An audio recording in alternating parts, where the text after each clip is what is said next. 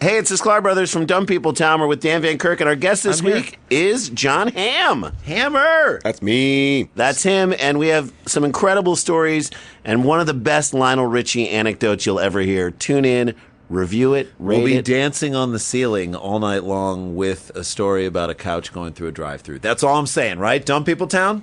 Yeah, there's some fun ones. Let's get in a fight at a wedding again too, like we did with Bronger. We're back for another one of those. Let's do that, Hammer. So happy to have you. Kids, it's good to be here. Hi, it's Dan Harmon. If you're like me, you're a big fan of Harmontown, the podcast, and you wish that you didn't have to wait so long for it to drop after we record it. But here's the thing. Jeff Spencer, take it. You do not have to wait. You can not only hear it right after it happens, you can watch it too in delicious, deluxe, high-definition multicam on your browser or your mobile phone. We do edit some stuff out sometimes. Like, I'll say something so incredibly racist that we will catch it right before it drops as a podcast.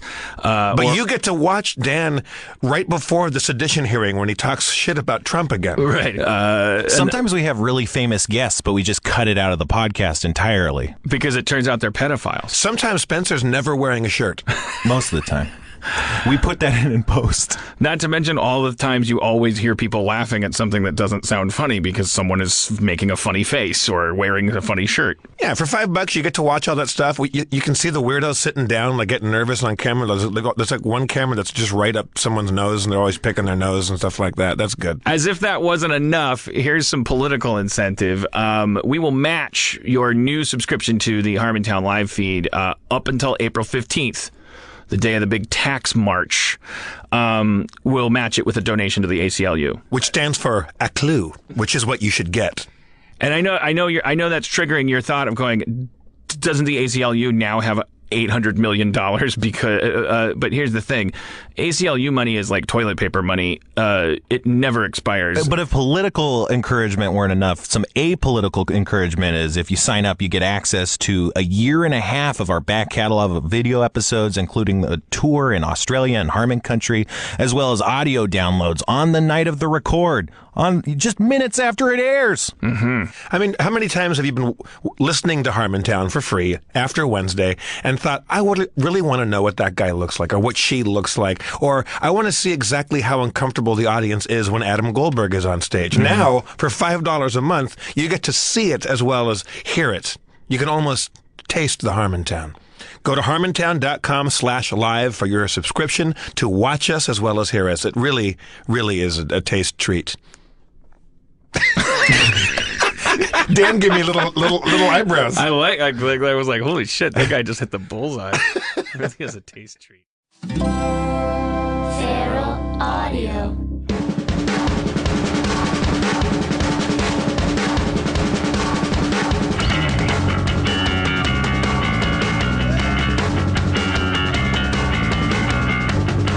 From the beautiful Sydney Opera House in Sydney, Australia!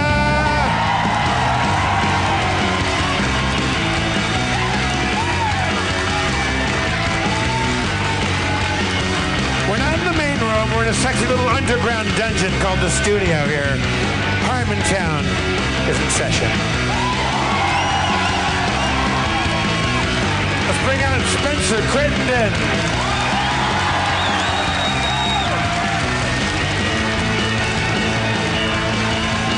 Hey guys. How's it going, man? Oh, I'm good. Yeah? No. You're looking good. No. You're not good. Well, let's make things good. Let's bring out the mayor of Harmontown, Dan Harmon.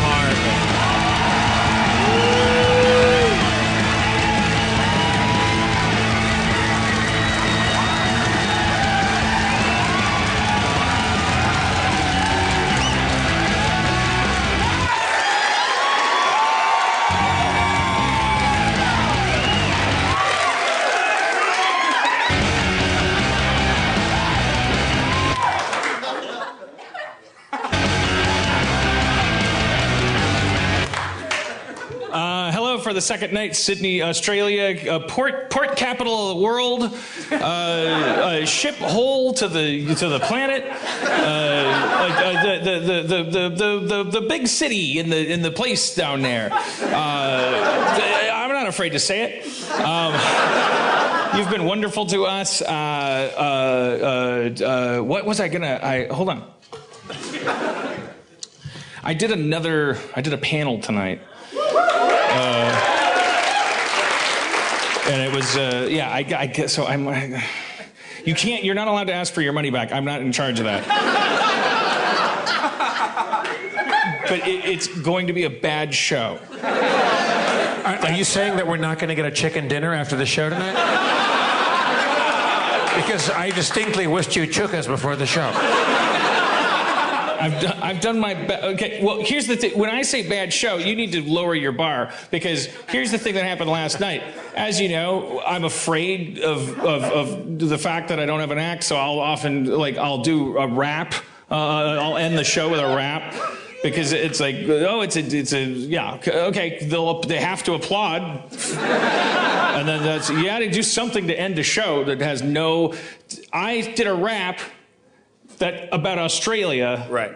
I said the word Australia, and I couldn't rhyme it. Then everyone starts yelling out genitalia and all this Paraphernalia. shit. But I just want to point out to you Azalea. that's a pretty cool thing to buy a ticket to a performer who is so committed to not preparing for a show that he can spend a 15-hour flight to a continent he's pretty sure he'll be rapping about. And he doesn't have one rhyme for the name of the continent. That's what you're getting when you come to my show, is not corporate bullshit. Keebler didn't decide what you'd be tasting. Sometimes, therefore, it will be shit. Sometimes you'll be tasting shit. Sometimes it's Harry chukkas. Potter's Dumbledore. What? Sometimes you get a nice chukkas. A nice what? What? Do you not listen to the beginning of the show? I found out that chukkas, which is their break a leg, means that you get a chicken dinner after the show if you do a good job. Oh, no, I don't listen to the, no. What am I supposed, I'm supposed to listen? What are you doing back there? I'm getting in the zone. You're coming up with rhymes for Tasmania. This conflict is hilarious, but we couldn't hear you back there. Oh, okay. Yeah, we can. I mean, I'll sometimes I'll make a crack if I notice it's been 8 minutes. I'll go, hey, can Jeff keep it to a tight 10 here? I don't hear what's happening. All I hear is the sound of my laughs getting sucked into your hat. You know that metaphor. You know the old. I think it was the laugh-sucking hat. The laugh-sucking hat. By Roald Dahl. Yeah. Yeah. Was it? Anyways, no, I don't know. I didn't hear. No, I didn't hear. Tell me what you already told me. I got scared. You came back. I thought you were saying they're rowdy tonight. You were like, there's a lot of people. They seem fine. No, they're just good fun here. We thought. I mean, like, Brisbane was a little nutty, and Melbourne, a guy vomited in his shoe and then got in a fight. And then, but in a hip way. That made you ask, what's a shoe, or how do you puke in it? Nice. Well, it's the earliest that's ever been 9/11 in our show. Yeah. This is going to be the 9/11 of shows. Thank you, 9/11 watchers. Our international scouts. Be honest. Is there anybody here that actually sets like an alarm for that, so that they won't forget that it's 9/11? You. We got Australian Dave Klein out there. Yep, mate. All right. Well, okay. It's our last night in Sydney. Let's take this relationship to a deeper place than we have. First, with sincerity, I'm not going to say, "Oh, it's nice weather." Your opera house is shaped funny, like a porcupine. We're beyond that. We're now into the surface. I want to say kudos to you. It seems like my girlfriend pointed out, and I was like, "Yeah, you're right. I think I did notice that too." There's not a lot of. There's a very, very gentlemanly sidewalk culture here. gentlemen are not guaranteed to fucking leer and catcall and hoozle-witzel. Did you not notice that? Are you guys not proud of that? I'm not sure what you're talking about. You're saying that they're gentlemanly towards women walking down the street? Yeah, they don't scream at women. There's not as much rubbernecking and like kind of intimidation and stuff like stranger to stranger. Well, all the women disagree with you on Okay, this one. all right. Well, what do they know? Well, that's crazy. Yeah, I never You got be catcalled shopping. once. Those seats could have been filled with juicy cocks. This is a man's show. I want juicy nuts and hard cocks in those seats. That's the Harmontown guarantee.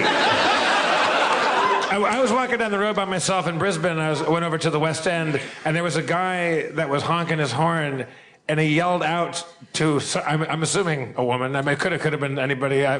He's like, "You got a fat ass!" Oh, okay. I guess I was wrong. All right. Yeah, I don't know what. Yeah, what would I think? What would be the best case scenario that you guys would all applaud yourselves? You're right. We do have no sexual harassment in our city. You would be the worst city in the world if you did that. Even if it was true, you'd be shitty people. Here's how polite things are. I took a little wander today, and I ended up just kind of no direction. My phone, like data, wasn't working. So I said, I'm just going to walk. Like I can still see where the downtown is. I know my way back.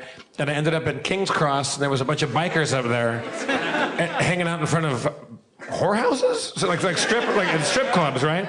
10 a.m. Everybody's in casinos and strip clubs, and there's a million like Hell's Angels looking bikers, and they were the nicest people. Yeah.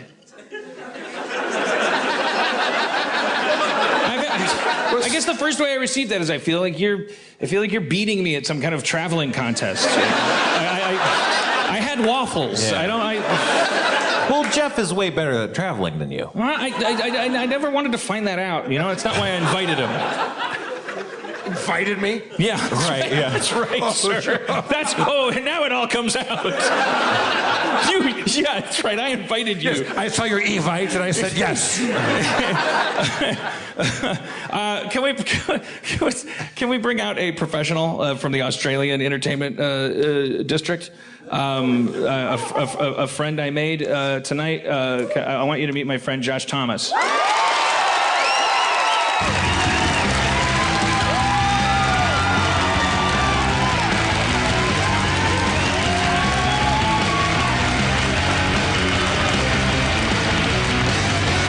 Okay, I just want you to be happy. No, That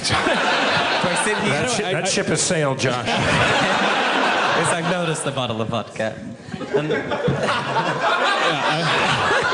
right, and this isn't. You've never been on the show, so you don't know. This is me. I have notes. I'm not a performer. You're not tweeting. I get it. I'm not tweeting. I'm not like looking. I'm like, who else could have it been? Just Tracy Ullman still.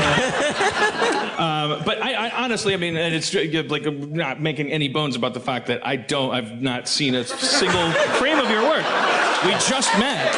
I just met and I just liked him sitting next to him at a thing. And I'm quite worried about this. I think Luke's here, and I don't want Luke to think that means I don't like him and anybody that was. Well, you seem to have just said that. All right. I was sitting nearest you. And I'm worried because I feel like we did the panel today, and I had a nice time with you, and you had a nice time with me, and then you thought, let's keep this going, and I just don't know if it's going to happen again. Right now, yeah. I feel like we're like chasing the heroine. I don't want to do that. Yeah, no. Let's resign ourselves to not liking each other. No. We'll just get there now. I fucking hate you.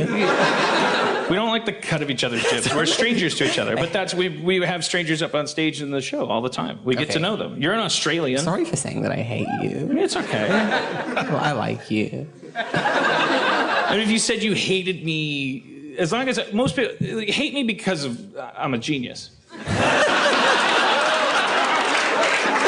And then I'm like bulletproof. But if you hate me because I'm not talented, then I have to figure out a way There's to more kill ways to I hate you have than those literally two. no feelings towards you.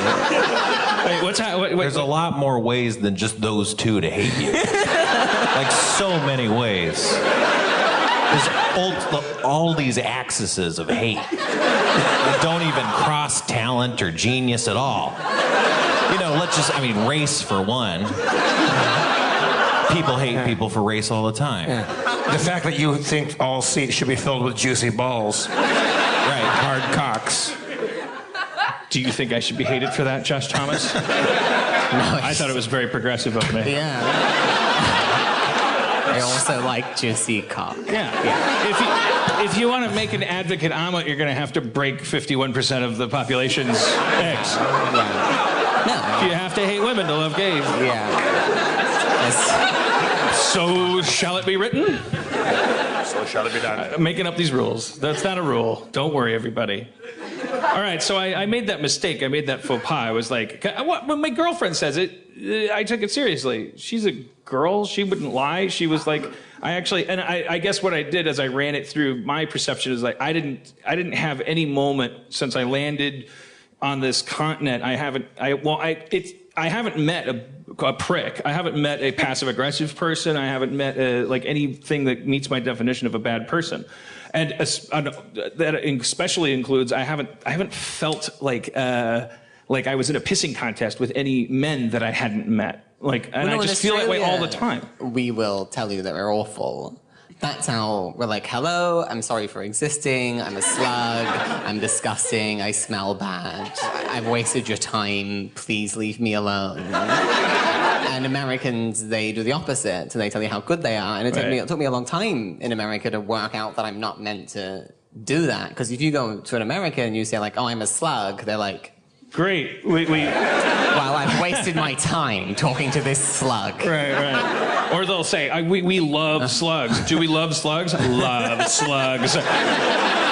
We have 100 slug pile you could sit in and absorb the moisture in the room so my feet feel better. Like they'll play it up. They're like, this is huge. Will Ferrell did this, and now look. Warning. Josh, I learned from my friend Lee that's from here of a thing called the tall poppy syndrome. Are you familiar? Yeah. Do you know about this, Dan? No. Tall poppy gets cut, right? Yeah,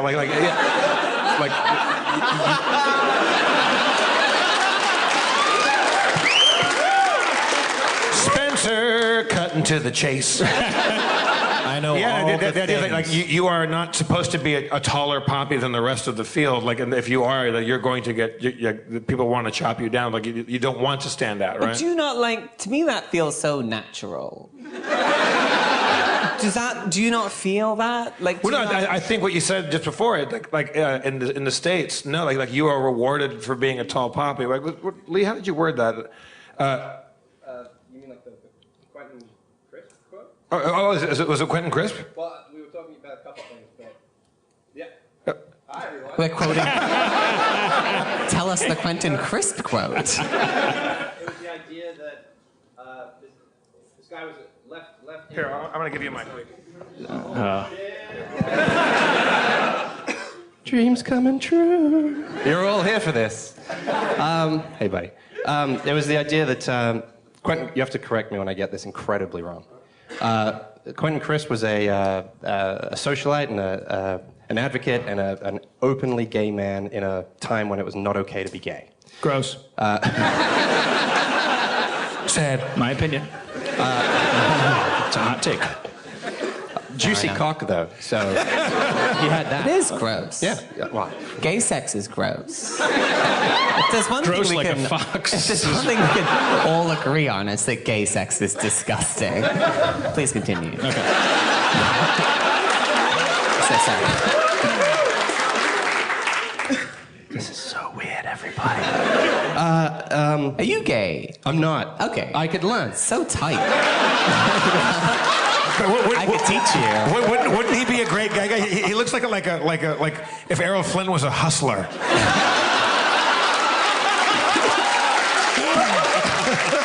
He looks like a faggot. That's what he looks like.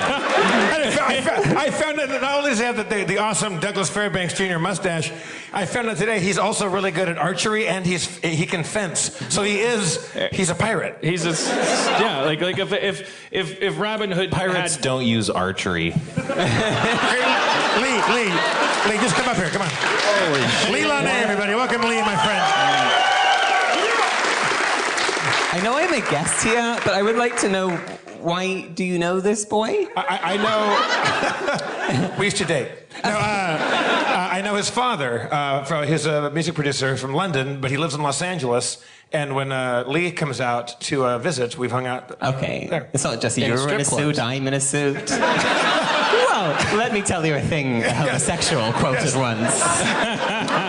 You, sir, I have a couple questions about pocket squares I would like to ask you.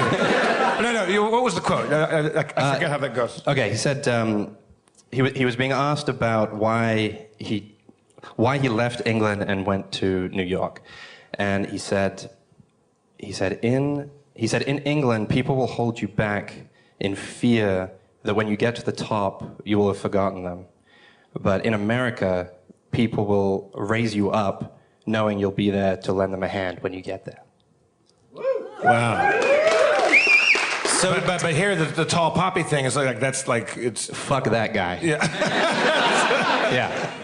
He's shinier than me, so Isn't Milwaukee like that, Dan? Didn't you say that aren't the people they don't want you to rise up in the same way? Yeah, I think there's if you live in a town where most people make the most money lifting things with their physical arms, and New York is one of those cities, even though there's so much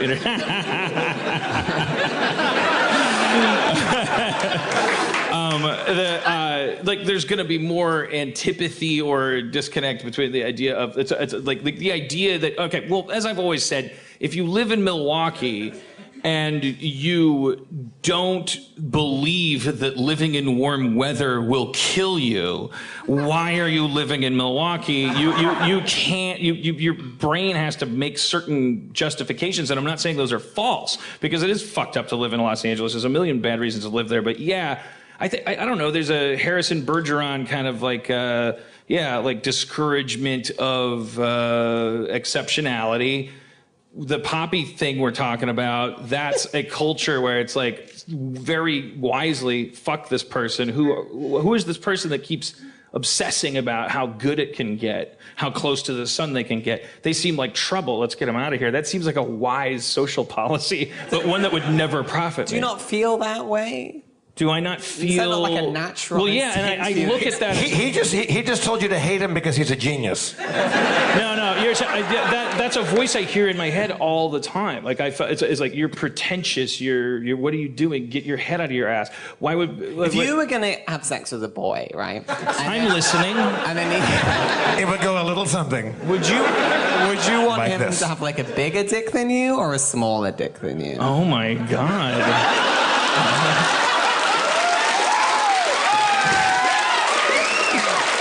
We'll be right back. This show does deserve to be in an opera house. This isn't some fucking bullshit podcast. This is amazing. That's the first time I'm 43. I've never answered that. What I want? Well, I guess do I want to have the thing in my butt, or do I want to like? That's really up a to thing? you to Wait, decide. Can I answer a question with a question? But I'll keep the ball in my court. Like I do want to know like is there it's politically incorrect to ask questions about like who's pitching, who's catching, like those are distinctions. Like is there different ways to be gay? Is there different ways to be gay? Yeah, there's different ways to be gay. Can you be a gay person that hates anal sex? You can't be, right? You can love oral sex and hate anal sex and be a gay guy, like, right? Yeah. I'm sorry. Because I need to know before I answer my question, because I need to know my options. Can be anything you want to be. You're right. I'm sorry. You can decide you don't want to do anal sex. I just realized you how can decide ridiculous you the don't want to have question dicks. is. I'm not playing Monopoly. I mean, look, the gay guy who doesn't want to do any anal sex is not going to be a very popular gay guy. Like, good luck out there. I don't have time for him. Well, see. I don't know about you. I don't have time for him. But there's definitely gays who don't put dicks in them, and there's gays who don't put their dicks in other boys. Can you let people know? Can you be gay? Can you go like... This is called Grindr.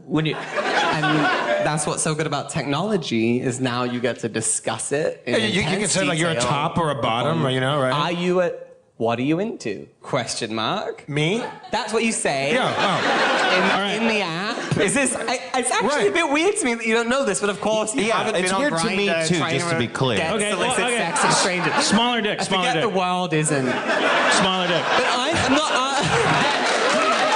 I figured it out. I've been thinking through it, and I asked him dumb questions that made me think. I don't what am I mean doing? because you're scared of like putting a big dick in you. I mean like because it's obviously it's festive to have a bigger dick. Like that's like a fun. That's like if we ignore. You can hang decorations off of it. I wasn't asking you. I wasn't asking about your. I wasn't asking about your pain thresholds. I was saying like. Well, I was considering that. I was like if like in the spirit of like obviously presumably it's better to have a big dick because it's so fun. Yeah, Dan, you and your gay lover are in the shower, after some horseplay. And after the horseplay, yeah. This is cleaning up. After the loving, or the first thing in the morning, doesn't matter. You're in the shower and you're soaping each other up. Do you want to look over and go, oh, this guy's got a bigger dick than me, or do you want to go, no, look how big my fucking dick is compared to this guy? Yeah. Are you like, oh, I've got such? Do you want to be? Oh, I've got such a big dick, isn't that great? Fuck. Or do you want to be? Oh, look how big a dick I found. Yeah.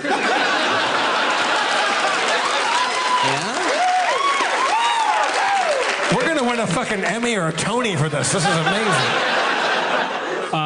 I think before he brought up the shower, I was just thinking like, okay, little dick. I'm overthinking it. I was just like, little dick because I want to cuddle with a smaller You want to be. I want to be as heterosexual as you can be. That's what Can he have a vagina? Yeah. Well, but isn't that You want to be Papa Bear, and by the way, you would be a bear. But then when he brought up the shower, which is like we're soaping each other up, and the idea, oh, look what a big dick my lover has. I was like, oh, well, I mean, yeah, I haven't thought through this enough. I'm not overthinking it. I should think really hard about this. I should think about this for years. Because there's a version of me that would be like, oh, I'm like a baby man, and when you're gay, you don't have to be like, I'm a baby man. You could be like, I'm a baby man. Like, I could be like a baby man, and a smaller, smarter dude could just let me have it and like own me. I definitely want to. And he could have a huge dick, and I'm like, I could soap it up and go like, this is gigantic, and I'd not be jealous of it. And that's a fun like, time. I own this dick. I get it. It's like I've been making the mistake of thinking that the dial at the very top, misogyny and gayness are like, I thought there's like an oven dial, like, but you could go backwards. You could just go click. I'm a person that's a narcissist. That reflects itself in misogyny if I'm straight. It could actually, the solution could be being gay. Well, you wouldn't have to disrespect solution is to somebody. Be gay. You're fucking it up. Right. Sorry, I guess I got excited in too long-winded a way. I want them to have the smallest dick. I want a micro penis. I want to be the one with the big dick. Well, that's what I want. I have a very small dick. You want to have a taller poppy. I just want to be. Yeah, I would just be a lot happier if I that's what I just. Is it a sense of like a self-esteem thing? Yes, it's a self-esteem thing. Right. But you kind of you kind of high-roaded me when I had the exact same answer as you. No, but you were just thinking about the mechanics. I wanted to know spiritually. You mean if I go through an entire spiritual journey, I'll come around to wanting the same things I do as a gross straight guy? Like, as you're like, do you... I think we finished. Yeah, that was right. Yeah, I should learn to to read the room. They ended the bit. They're like, great, you did it. That's who's on first. I mean, obviously I'd like to talk for another 45 minutes about... Yeah. What about testicles? So you're with a girl who really wants to have bigger tits. Dan has talked about at length that he has enormous balls. You've got very large balls. Well, I need to tell myself that for obvious reasons. Sorry. There's a photo of Dan that his girlfriend took where he's laying on his back. He's smiling. He's aware that it's happening, but she'd already gotten the camera out because he's wearing boxers, and just his balls are out. And there's just this incredible... Like the color is like a tropical sunset, kind of pinkish orange. I don't know what's going on there. They're just they're huge. And so now is this podcast video or just audio? It's audio. That's a shame that they're not going to hear the look in your eyes as you talk about is bald. It's a shame they can't hear the glint you had. Yeah. For the subscribers, we could probably put up like imagery. It would be nice, I think. Because I got lost. You got lost in my eyes while I was talking about Dan's balls. Because this is going to be the best foursome of our lives tonight. All right. I think it's hilarious that your friend is still up here. I just want to point that out, but I don't want to believe. I don't want him to leave. I think it's funny now. I think it's funny that he's up here. Well, I'm now just listening to the podcast. Yeah, no, and that's what happens. That's what happens. That's what I do. Let's like. I'm going to take a little. Watch this genius turn into the dunes of the Australian dunes. Spencer used to catch seagulls. Yeah. Spencer revealed to us that. In confidence. Yeah. No, that's a joke. That's a joke. It's true. It is true. I never said to you. It's fine. I'm going to talk about it. I just put it right in the thing. Actually, Cody told me, you got to put the thing. Yeah, I got to put the like. I missed the top of you explaining this. Spencer, we went to the aquarium today because I love fish and forgot I hate people. But Spencer, like, at some point was talking to the group and I was just like lost and like, and then, but by the time I came into the conversation, Spencer was explaining that during his wayward youth, where were you? Simi Valley? Where's this taking place? Moore Park. Well, we were at the beach. Like, but... okay, well, you would go to the beach in your youth. Yeah. And it's hard to imagine you at the beach. Right. So can you explain to help explain this thing that you would do, if you don't mind? All right. So you go to the beach. You lay down in the sand. Go to the beach. I didn't always have this beard, you know? Without a beard, it makes a lot more sense. Like, if you go to the beach with that beard, people think you just washed up on shore. People think you're there to reclaim Crete. I got shipwrecked. You promised me a white bull. Release the Kraken. I forgot that's a hack reference. I was just saying it mythically. Release the Kraken. I was going to own it. All right. I'm at the beach. What you do is you get someone to cover. Well, you could do it yourself. You cover your legs and stomach and most of your chest in sand, such that you're buried beneath the sand. Up to your neck. Well, no. I said the parts you cover, the legs and the stomach. Your upper chest, your head, and your arms stay over the sand, but you have a towel, a beach towel, covering the whole lot. So, for all intents and purposes, it looks like someone put someone's head underneath a beach towel. It's like that scene in The Virgin where he's trying to convince everyone he's had sex with a woman. And he's like, you know, when you're having sex with a woman. Yeah. He's never been to the beach. And then she's coming. He hasn't been. You really think the lie he'd pick to tell would be, I used to catch seagulls as a teenager? Wait, this guy's got an imagination. Is you? So you're 3/4 covered in sand, but thank you. Yes.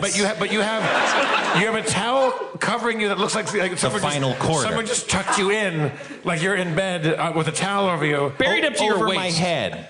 Over your head and stomach. Again, this is you're declarifying the situation. Legs, feet, knees, dick, stomach, maybe right under my tits. You know, that's where it stops. Okay, the rest of it, laying, under sand, under beach level. The rest of it is underneath the towel. Okay. Arms exposed underneath the towel. No, arms are under the towel. Jesus Christ. Okay, so look, see this? You see this part? Like, all of this that you see is under a towel because beach towels are very large. They can cover this whole area. It's amazing. So, he's Googled it. With the beach towel over your face, you get someone like a brother or a friend to put food out on the towel. And scattered around, you know, because it's very suspicious. Especially to seagulls. Yeah. Because they've been hurt before. Right. Because I do it all the time. I did it all the time. So with the food in place, you just wait, and then you hear them squawking, and you hear them flapping around. Don't yell at me. I have a question. Okay. Is your head above the towel? I'm not going to answer that because he's covered. So he's trying to be in disguise from the seagulls. So he's covered. So no bit of him is showing. So he's got a towel All right, over I was his... just thinking maybe part of the fun was that they don't regard a head as a threat. the fun is catching a seagull. It's not gaslighting them. The fun is watching a guy lost in his...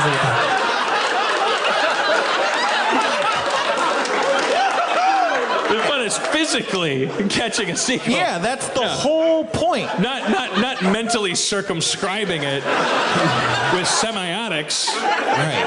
And proving it's... Okay, so I think we all have the visual now. I don't think Dan has... Well, I don't. The truth is I don't. And there may be a problem with society where at a certain point people like... All right, like this. Where's the sand? The sand goes up to here. Not my chest. Do you see? This is the chest. Okay, but I have questions. I know you think I'm doing a bit, but I swear I have questions. Can you imagine a towel fitting? No. Okay. Okay, so, and the rest of it is a mound? Sand. The rest of it is a mound? It's not below sand level. Well, half and half. You make a little shallow divot. grave, and then you slip into it, and you do this. If you were a seagull, you didn't know there was a boy pretending to be at the beach. Yeah, that's the whole point. That's all I'm doing. Tricking them into thinking I'm not there. All right. I should get up. You get it, right? Does this make sense yet? So as long as you're down there, take us through the process. All right. So I'm laying here.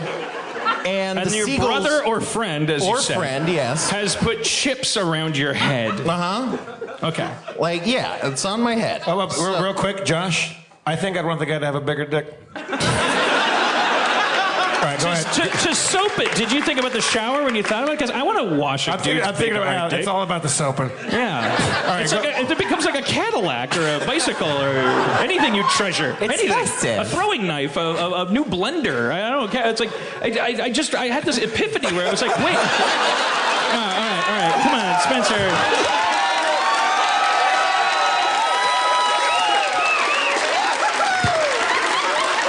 Hey guys. All right, we don't take them for granted.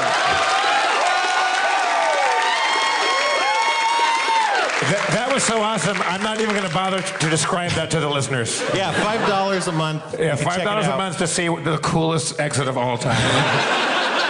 Probably a lot of theatrical people in the audience. Spencer returned to his one.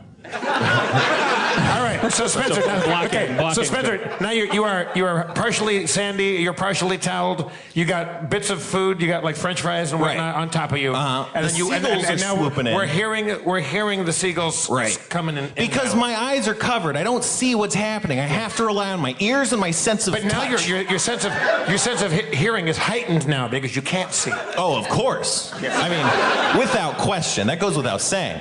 So I'm doing that. It's a feeding frenzy. They're suspicious. However, will any sensory gift even the score between you and the most dangerous game of all? A confused, slightly domesticated, urban plight parasite. All right. They're a real parasite. They're everywhere in California. It's terrible. Anyway, so they're coming in. You feel them getting up on your chest and/or body, and they got to get like right on your head area, just because that's the center of your bear trap action. So you wait. Your arms are out crucifix style, so you can close them like a bear trap. Yes, I got you. Yes. So once, and you gotta wait because they know something's up. Right. Because again, there's like a giant lump under a towel, and they're stupid, but it looks weird, and they know that. So okay. So you're being patient. They're like, is this how I die, or is this the first day of the rest of my life? Right. There's potato chips on a decorative mound. Yeah.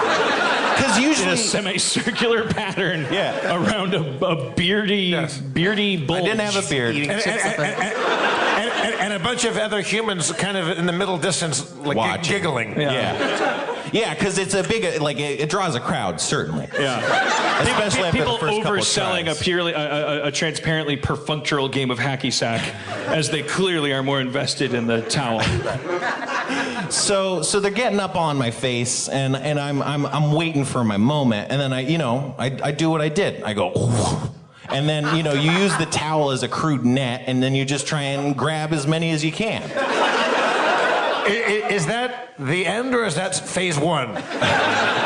Yeah, that's phase one, and once you have 200, you can fly away. No, it's just for fun. I mean, do you keep them as pets? Do you let them go? You like that? No, I snap their necks and toss them into the sea. I believe that. No, so it's just for fun. I don't know. I couldn't tell you what my end game was other than catching seagulls. But it doesn't hurt them, does it? I hope not. I mean, I never saw them maimed or anything. Like, You they all happen to flew mention, away. you said two things that stick out about the story is that you'd find that as you did this, people would root for you while you were doing it. Right. But then once you were successful, Once I had a seagull in my grasp, it became this whole big animal rights issue. And then you said you stopped after the experience you had. So one of the times, I've probably caught about 5 seagulls this way. It takes a lot of tries. They were calling you old gold. Old wispy arms. Gold reaver. They called you gold reaver. Gold reaver. All right. I like that. Did you invent? Is this something did you invent this, or did the guy that He invented it. did he? I think he got the idea from a Metallica album. I'm certain I didn't invent it. There's no Get me, way. girls. Was this if it was like a bigger brother? This seems like the kind of thing where it's like, I'm gonna tell my little brother. I'm gonna fucking bury him in a beach and get a crowd around. Was there like a hat? Was he collecting money? No. To like, you know what I mean? Were you busking by accident? I wish. No, I could have made a lot. Because, I mean, the crowds cannot be understated. It was hard to hear. There is no overstating the throngs of people. Yeah, it was hard to hear the seagulls That thrill. among their hoots and hollers. Sobbing, worried about the seagull. Just people Well, not on the yet. beach just crying. I'm They're picturing crying. like Thunderdome. People are like climbing up things and like. I thought you were gonna say earlier I thought you were saying there is no business like seagull catching business. Anyways, all right. But this leads somewhere. This is the Michael Crichton twist. Again, I've only probably caught 5. It's not easy to Seasoned do. It takes a goal lot catcher, of try. though. Yeah. So one time I got one, and I caught it, and he was flapping around, and I got him by his body so he couldn't flap away. And he's starting to attack at me. He's biting at me, and he tries to peck. He tries to peck my eye out. He goes whoop bam with his beak right at my eye. And at the last second, the last fifth of a second, I'll say, very short period of time, it was very close. It opens its beak, and I can see down its throat. And I got scars, little tiny scars up here and then down here, above and below my eye, to prove that this was a dangerous beak that could peck an eye out, but didn't. And I swear to God, it was just because of Jesus or something that I didn't have my eye pecked out that day. Or the devil, because if I had an eye patch and a beard, holy shit, look out. If you had an eye patch, you and Lee could really make this would be a great pirate movie. Archering, doing so much archery. Do you prefer the seagulls to have a bigger or smaller beak than you? Definitely real big. I like that in Spencer's universe, it's possible the devil was responsible because it left him without an eye patch. Right. And the devil in your universe is just... He wants me to look less ridiculous. He's just bad at marketing. Right. The devil is he's chaos. He doesn't package things right. But so he's biting and pecking around. I mean, the story kind of trails off here. But then I stuffed my finger in his mouth so he can't bite or peck. And at that point, kids were coming up and wanted to pet him, and people were getting mad and say you shouldn't do that. And then eventually I just let it go because it's seagull doesn't want to be there. I don't know what to do with it. Oh, you know, my parents told me that their family members did it. That's how I got the idea. Because one of them would tie a string around their foot and like kind of fly it around for a while. That's right. But I never did that. What kind of fucking weird Yeah, no, hillbilly that's what I shit? said. I never did that. Yeah, no, I'm normal. Not some weirdo. But yeah, and so people were petting it and then I let it go. It was great. But after that, it was just, I mean, it was very scary. My eye was almost pecked out. Like, it should have been pecked out by all accounts because it was trying to bite and peck at me. You're gonna have a hard time turning this into like a sob story for you. My eye was almost. Yeah. No, I mean, I don't want pity. I would love respect. He doesn't want pigeons or seagulls to pity him. He wants them to fear him. Right. Hey Jeff, what if there was a beer commercial that Sam Elliott was doing a voiceover for, and A beer commercial? and it involved well, I didn't want to pimp you and say, "Kid Sam Elliott sell seagull catching," but I like your Sam Elliott impression. Let's see. But it could be like a beer that's that they're using seagull catching the way that a beer. Hello, might I'm use. Sam Elliott for the 2017 Seagull Catching Competition. This year it's in Australia at Bondi Beach. But they don't have, you have seagulls here, right? Yeah. But fuck seagulls, we're gonna kill a bunch of those greasy ass ibises.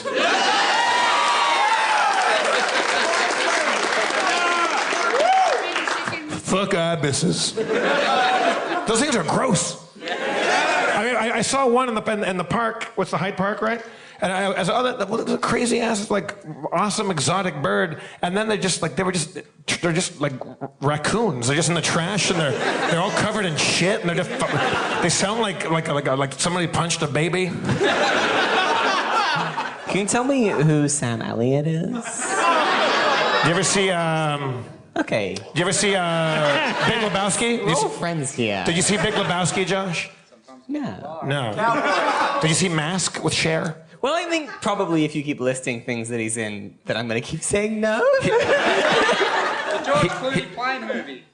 Well, obviously it's still no. No, he's a character actor who has a big mustache. Okay, I'm sorry. Okay, yeah. It's just. It was a good impression, I guess. No, I've done better. I was struggling with the material. That was a hard. That was a curveball. I didn't set him up to succeed. I trust him, though. No, it's not. Okay. I mean, it was.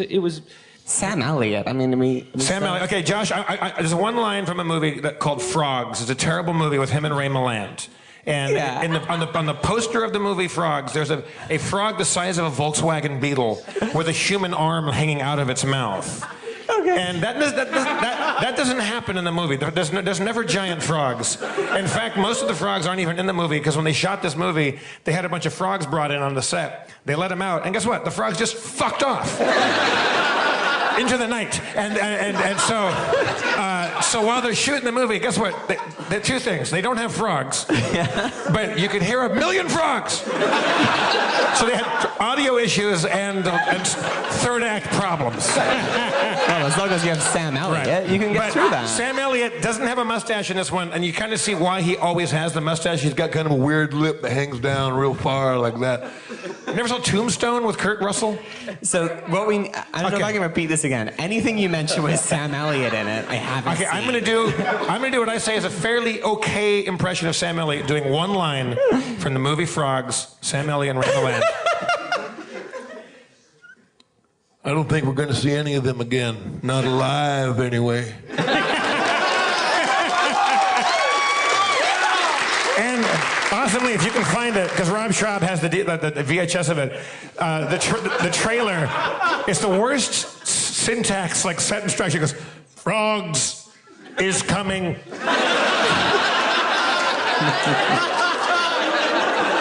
There's a big ass frog in the poster you never see. It's a Well, it's fucking hard bunch of because if it's frogs, if it's the animal are coming. Right. But if it's frogs, the name of the movie, then it is coming. Frogs is coming to a theater near you, but it doesn't work. Yeah, it doesn't. Birds is coming. They thought it was going to be the birds of amphibians. Spencer, what would your tactic be to catch a wild frog? Oh, no. You go out in the rain. They always come out in the rain. All right. But they're easy to catch. So, I dated a girl very briefly who was Italian, and her family was supposedly in the mob, and she had for real, an Uncle Vince, and he was a real lunatic. And he was a property manager in an apartment building. He slept with a 357 under his pillow, loaded, and when he would see pigeons in his backyard at the apartment complex, he would catch them in a pillowcase, tie the pillowcase in a knot, and throw it in the pool. all right. Well, He's jealous. let's try to. Why didn't I think of that? All right. So, getting back to Australian politics.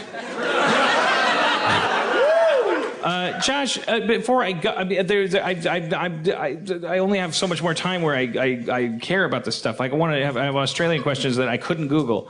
Is there a president? There is, right?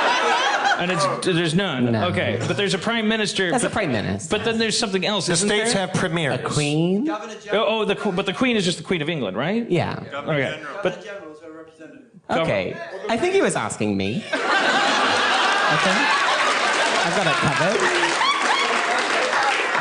You've got the Prime Minister, who is like the head of the country, and then there's the Governor General, but he doesn't do, or she, I guess, doesn't do nothing. You're welcome, So that ladies. guy wants me to.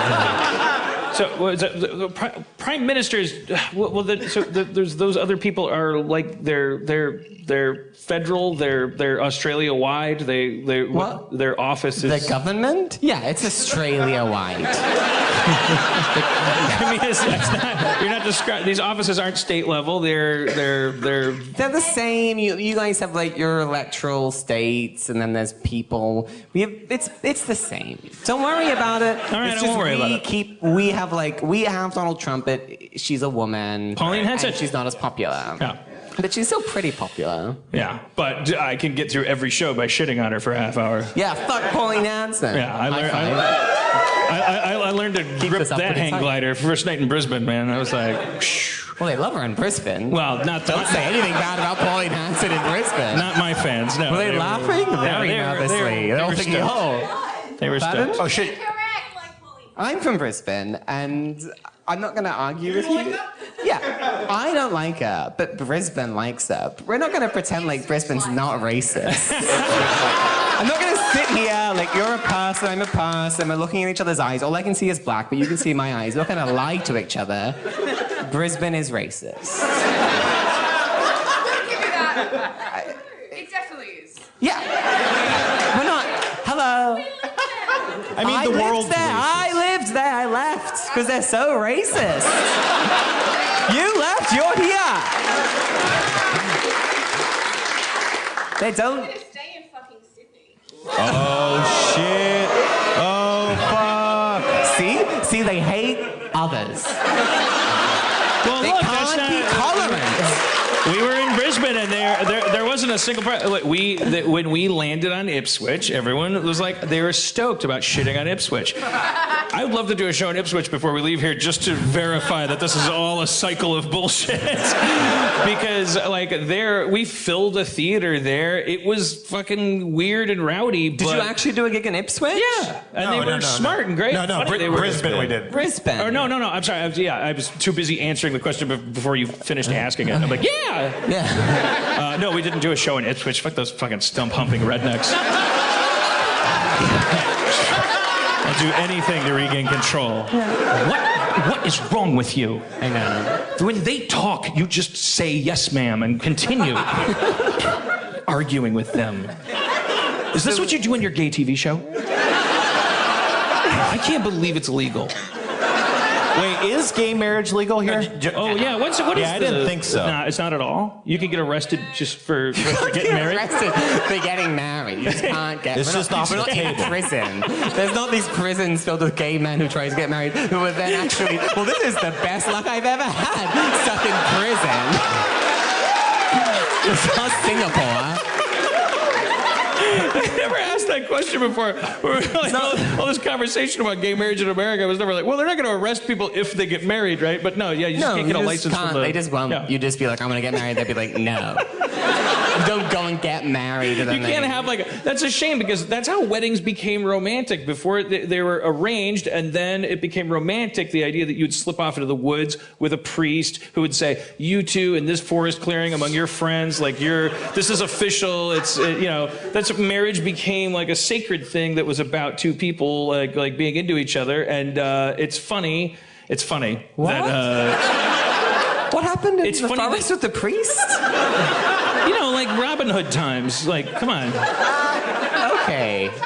He thinks you meant you go and fuck the priest in the woods. Oh, no, That's what I heard. No. Yeah. In my head, you were weren't wrong thinking to by a think priest. that. Yeah. It's like the idea that the ceremony is romantic, that it's an expression of true love that has something to do with anything other than like the government is like, it's kind of ironic, isn't it? Because it truly is a government. Now you want the contract or Right. something. I don't know. I don't. Well, because it's about health benefits now. It's about being It's treated. not my fault. I just got swept up in the gay marriage thing. There's nothing I can do about it. Here I am in the center of it. They won't let me get married. I have to feel passionate about it, but I don't really care. I don't want to get married. I've got a boyfriend. Would you I'm ever get terrified married? of commitment. So I'm like, I'd vote for that party. It'll keep me. But personally, that's not something you'd ever do. It's not really. Why don't I get married? You gonna get married? Your girlfriend's here. I got married, and then I Then you got divorced. I don't think. And now I'm in love. Like I think you reacted wrong. I'm not gonna. I understand. I can connect those dots, but you're making candor difficult, and that makes you the bad people. I'm gonna stick with that. It doesn't seem very romantic to me to sign a contract that says I'm gonna love you forever. That just seems a bit fucked. So can you agree of my observation of the irony, drunk as I am, that it's like that's the thing. Like it's not romantic. The exact issues that make it a political issue. Forever. Decide that morning. Don't decide 10 years ago. No? I hate the idea of waking up next to someone and they've signed some. Yeah, if it becomes a legal document, then it's just a legal document. But still, I have to go to the rallies and. I think we're on the same page. I think because we're equal and we're equal to you, and that's important. Lee, are you going to get married? Are you a married type? He's talking me out of it. What? I'm not going to marry you. She's freaking out. Is that your girlfriend? It is. Oh, shit. Maybe you should propose right now. What a beautiful opportunity. Pull the trigger, Lee. Pull the goddamn trigger. The tech team would start playing Songbird. No, and you could get down on your knee and make her so happy. Why don't you want to make her happy? Allie and Lee. Make her happy. Have you guys ever discussed it? You guys talk about it, or is it something that you guys never talk about? I feel like I'm being bullied. That's all I can say. You're not being bullied. The woman that you love is sitting in front of 1,000 people saying, why won't you keep me forever? And you're saying, because you're a witch. That's what I saw. Is that what you saw? I'm looking at my notes. I can't. What a beautiful opportunity to make a lovely moment. Who's with me? I'm so sorry. So there's no I'm so president sorry. I in didn't even know why. Australia. I didn't know if I meant to acknowledge you. Did you know that? What I learned today is that penguins propose. They propose to each other. The male brings the smoothest rock he can find up to the female penguin. We didn't learn this together. I went to the. No, I'm telling you. Oh, I think I got away with that. Yeah. We went to the aquarium. What do you mean they proposed to each other? That's what it said on the sign outside the penguin cage at what Jeff calls the fish prison. How do they propose? Penguins. Aquariums are fucking fish jails. I'm not going to fucking fish jail. It says they get to swim in the fucking biggest part of our planet, and we go, fuck it, get in the box. So we can look at you like perverse, fucking cynical douchebags. Yeah, a lot of those tanks are pretty small. There are some that were pretty big size, but a lot of them were small. No, fuck zoos. Yeah. And we know how much you hate it when people hurt animals. Again, I never hurt them. Well, other than You certainly provoke them into attacking your eyeballs. Well, yeah. If you're going to put them in such a small box, why not rustle them up a bit so we can get some excitement. Yes, right. Spencer Zoo would just be just people half buried with towels. We didn't have this. I thought we'd have the laptop again tonight that I could show a video that I took at the aquarium because it was the strangest thing. That one of the big tanks, like the big giant wall tanks, bunch of fish floating in it. And there's like staircases, and then there was this upper middle-aged guy. I'm going to put him at like let's say 60 to 65. He's a tourist from some Asian country. I'm being racist by saying that. He was Asian. He had a baseball cap on, a windbreaker, like kind of seemed middle class, 65-year-old guy. And his equally aged wife like approached the thing. And then they exchanged words that were in their native language. It was too dark. I'm not going to speculate what of the 1,000 Asian countries they were from. I'm not going to just keep calling them Asian. I also don't see the world through that lens, so I don't know what... But to me, it is important is that there was a certain kind of like thing happening here. So it is important. It's their cheekbones were just so narrative. You say they were 65, but how do you know? It was they exchanged words and they had like shopping bags. They're very touristy, and we're in front of this like what? What is the problem there? What is that? Is that did I? We just toasted. Was it because we toasted our drinks? Oh God! I thought I was stumbling into the realization that there was an Asian stereotype about shopping bags. And I got mad at them, even though I projected that. I was like, fuck you people. And then I was like, no, you thought, that's the first thought you had, racist. Okay. They were reacting to something other than me and my race, which will one day rule the earth. One day.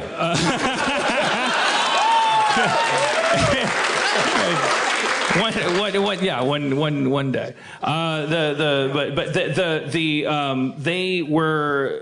She exchanged words with him, and then like he went up to the giant fish tank, and she hung behind with her camera, and he raised his hands like this, like facing her, like he's like gesturing, like the fish are behind him. And then she's the whole time they're speaking a language I don't speak, but she's like going up to him and she's like, and she says more stuff to him. And then he turns around and he holds his arms up and he's the other thing. And she kept, and it went on for a full 5 minutes of like my girlfriend and I started watching it, and we didn't exchange a word. We didn't even really look at each other because it was like we were just watching them, and then we started to get in the moment of them being so out of the moment that they were in the moment because she had so many opinions about how you're supposed to hold your arms when you pose in front of a wall of fish, and there was no toxicity between them that we could tell. I mean, we don't know. There could be the least healthy relationship in all of Earth, or it could be the most healthy. There's no way of telling. We were just watching two people, and they were like connected by some weird, perpetually dissatisfied telepathy, because they were like, he never thought it was weird that she just kept making him, she kept adjusting him. And I took a video of it because they play like John Williams music when you're going through the aquarium, like, because they want to let you know fish are majestic, because otherwise you'd be like they're in a tank. It's depressing. So they play a lot of music that's like sweeping strings and like Shawshank Redemption, but after he gets out. And it's like sweeping music playing over this, like these speakers, and we spent 5 minutes watching this couple that had merged into some like weird two fish school together, like doing this weird thing that was like and then we were like holding each other because it was so weirdly adorable and frightening, like. And then I took out my video camera and I still got like this perfect, like there was this orchestral score going, and then you finally realize she hasn't taken a single picture. She's been like adjusting his arms, and he's never asked any questions, and he's just waiting patiently. Like, he's not stoked, but he's not ever getting mad. He's just like, she wants this picture, and she just like kept adjusting him. And then she took one fucking picture. It was like 7 minutes went by, and I think she only ever took one picture. And then they gathered their stuff and walked away, and I kind of wept a little bit and held my girlfriend. I don't know what the point of my story was. It was I wanted to show the video, so you got my boyfriend does fucked. This when he takes pictures of me. He adjust you? To adjust my face, and then after a while, it's like, oh, you just don't like my face. Yeah, why don't you show me a picture of the guy you wish you were with, and I'll take it to the stylist. But brother, I know. How long have you been together with the boyfriend? 5 years. 5 fucking years. Yeah. Well okay. done. Yeah. Why are you so surprised? They said it wouldn't last. Because they're both Joshes. His name is Josh. I know. What? Don't. I think It used to be Josh. I got him to change it. I thought they went because it was like a brief realization of like, oh, as if we didn't already have a long list of how cute it would be to be gay. You could both be Joshes. You can't do that in a lesbian couple. A lesbian couple, you can. You can't both be Joshes, but you can't both be Joshes. That's not as good to you. Both be Matildas or both be. It was a simple observation. Only in a gay male couple can you have two Joshes. It's true. We don't notice the simple things. Does the other Josh have a micro penis? He has a great. He's just there. Did you hear him behind the curtain?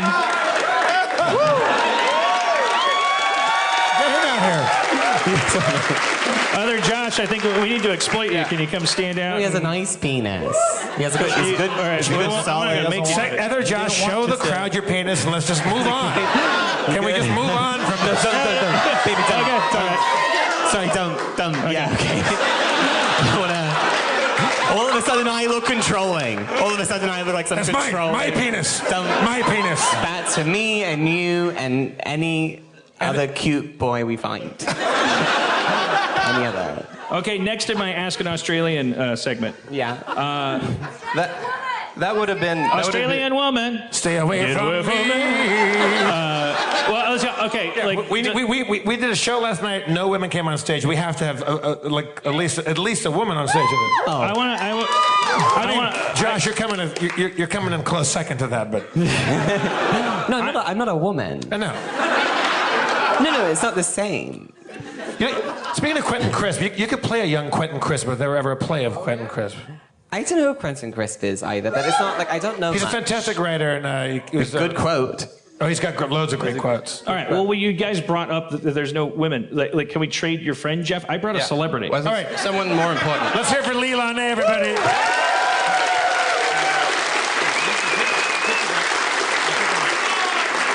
This guy's got 4 seasons of Australian television. You know? I mean, I'm not a big mustache guy, but that guy's mustache is good.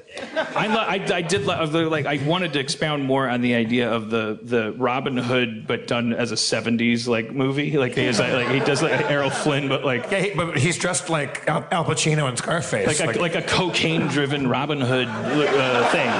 Like, you know how Men of Respect was like Macbeth, but gangsters, like doing like a Robin Hood thing in the '70s. That'd be cool. Why don't you write that movie? Huh? Do you love him? You just seem a bit. Do you love him? We're friends. Okay.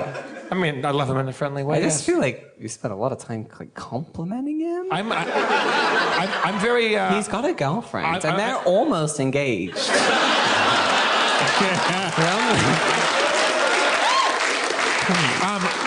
When they get married, I'm going to be their priest, but I'm going to do it the old-fashioned way, where they have to fuck me in the forest.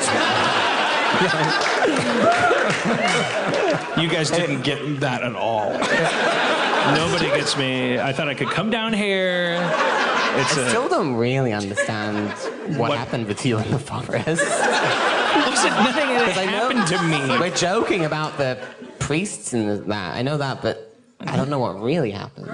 No, it wasn't a story from my life. I'm not one of these new millennial showrunners. That's not just like I'm not. I was talking about history. I own the planet. I was like, my beard was stretching across time. I wasn't just like this thing happened when I was 6. I was fucking explaining shit to the planet about itself. But that time has passed. I wanted to ask you about Australia. Do you guys have fortune cookies? Yes. Are they fortunes or are they advice? You know fortune cookies aren't Chinese, right? You know that you invented them. Yeah, they were made in California, right? Okay. Yeah. I that's fine. Do you know my favorite fortune cookie story? But I don't know. Is this what we're doing? No, I don't know your fortune cookie story. What? I've never heard a more angering question. Check my Wikipedia? This is the most presumptuous question I've ever heard, and I'm Dan Harmon. I've never heard your fortune cookie story. I met you a half hour ago. I'd love to hear it. And how dare you? Apparently, you don't read the Daily Sun. I'd love to hear your fortune cookie story. It's not a great story, but it's... Oh, well, I'll take 10. It's my favorite fortune cookie story. So if we had to pick a subject, and the subject was fortune cookie, then this is the story I would tell you. But we are restricted by the subject matter. I just want you to remember that going forward. Well, In America, there was a lotto, right? And 15 people won second division, and they were like, "What went on?" They're doing this big investigation, and what happened was some fortune cookie company just always printed the same lucky numbers. Oh. And then everyone wrote them on their lotto form, and 12 people won the lotto. Oh my god! But it's just because one company was printing the. Is that good? Wait, and It's pretty interesting. was there a court case about it? Because they were like, what? Well, they were like, the lotto went off. There's second place is $2 million.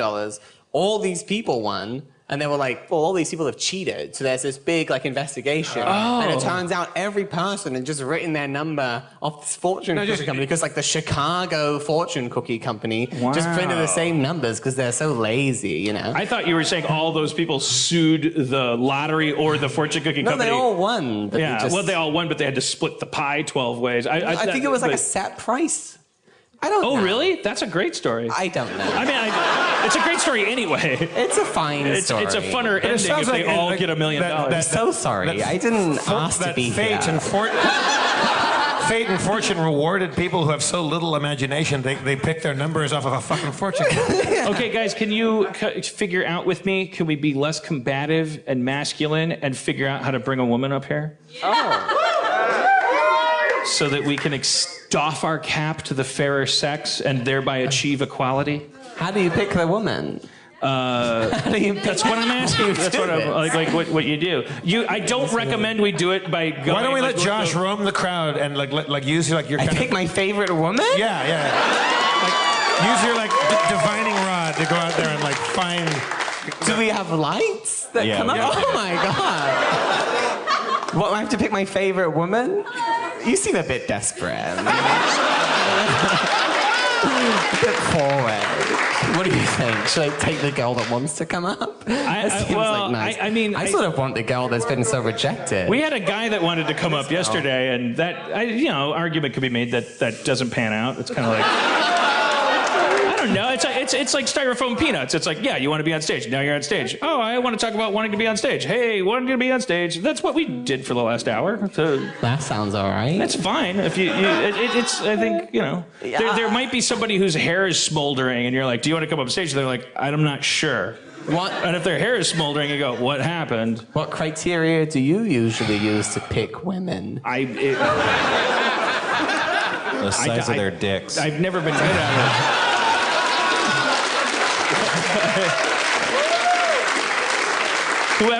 I just go with whoever can be lured by potato chip crumbs arranged in a blanket.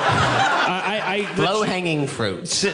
What I usually do is I'll say something gimmicky like, "Oh, who's been in a lot of pain tonight?" Someone's hand will shoot up and stuff. But when we go out of Los Angeles, what happens is people are here, they're excited. I'll go, "Who's in pain?" And someone's hand will shoot up and go, "Okay, you." And they'll come up and they'll go, "I'm in pain because I stubbed my toe, but I really wanted to be on stage." Oh. And so it's like, why not just say who wants to be on stage? But then the answer is, "Hi, my name's John. I want to be on stage." I spend this time deciding who I want, but I don't want her to feel uncomfortable if she doesn't want to come up.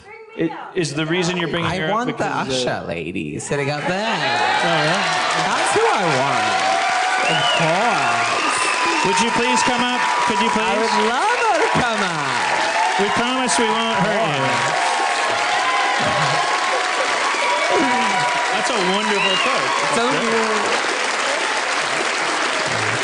All right. I want to know, the first thing I want.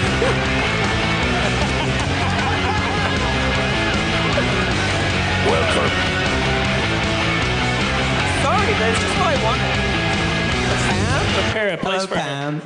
Pam, the first thing I want to know from you is because you're obliged to be here.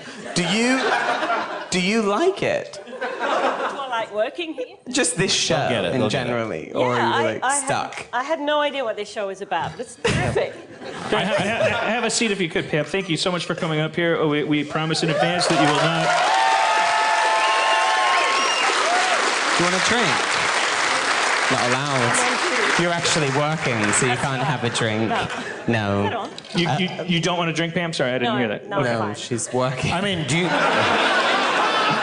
Would you want if you weren't working? Would you want one, or you're not? Are you abstemious? Oh no, I would want one. All right. Yeah. Pam would love a fucking drink. Are you kidding? You put a drink in front of Pam on a Sunday night, and it will be gone. I don't want to be presumptuous, and I don't know what the rules, holding your vocation accountable are. But if I order you to have a drink on stage, doesn't that? Don't do that. If your prime directive is to protect the show, for instance, then you have to have a drink. Well, I need to be protected from the theatre manager as well, but he's not in here, and he probably can't hear. Did she say, I won't tell him? Pam, we're going to get a woman fired tonight. Pam, you're aware, Pam, like captains can marry people at sea? Like Dan, as the mayor of Harmontown, actually has, this is like a sovereign little nation up here, and there's no jurisdiction that your boss can really affect. Dan, she doesn't want a glass of vodka. Is that what that is? Did you want a glass of vodka? Would you like a beer, Pam? Wine or a beer? Pam's not a fucking pig. This is a beautiful woman. This is a beautiful woman who's on duty. Offer her something nice. A glass of vodka. Yeah, she's not Charles Bukowski. She wants a cocktail. I think that's sexist. Pam, where are you from? Originally, I'm from Adelaide, but I've been in Sydney for longer than I've been in Adelaide now. Yeah? You like it? I love Sydney, yeah. Yeah. I love better lots than of places, Adelaide. so I can live anywhere. What brought you here to begin with? My husband got into acting school, so I followed him over here. Oh, she's got a husband. Disappointing. Disappointing. Sorry, guys. What your official? I should have picked better. What's your job title here, Pam? Here, I'm a front of house worker, an usher, but we call the department front How of long house. have you been working here? 18 years. Did you work when I did my show? I haven't seen you do your show here, no. Last we time I don't was get in to this- see everything. Last time I was in this theatre, my dog was here and he did a shit on the stage. Oh, no. No, in fact, I didn't even hear talk about it afterwards. He's very rock and roll, that guy. Oh. He's the G.G. Allen of dogs. Forgive my ignorance, but is it a government job or is it private? Do you get your paycheck for, or you might be volunteer for all I know? I don't. It's She's not volunteer. Yeah, I know that was a long shot. Pam charges top dollar. I know in America, ushers don't get paid. Yeah. I wouldn't be surprised if in the theater, it's probably like an intern. It's probably this advantage being taken. Most of us like ushering because we're involved somehow or other in theatre, or we just love theatre and we love the versatility of the opera house. What a shame that you ended up at this show. Yeah, how does that work? You're like, I could have saw the Australian ballet tonight, but I got a podcast. They just draw straws in the lobby at the beginning of the night. Okay, Pam, you're with Harmontown? Actually, don't laugh because the other usher and I were saying exactly that. We were saying... It's premium light, so okay, that's if fine. you get fired for that. We had no idea what this was about tonight, and we just said, okay, we'll keep an open mind about it, and here we are, and still here, and we're both laughing. That's very nice.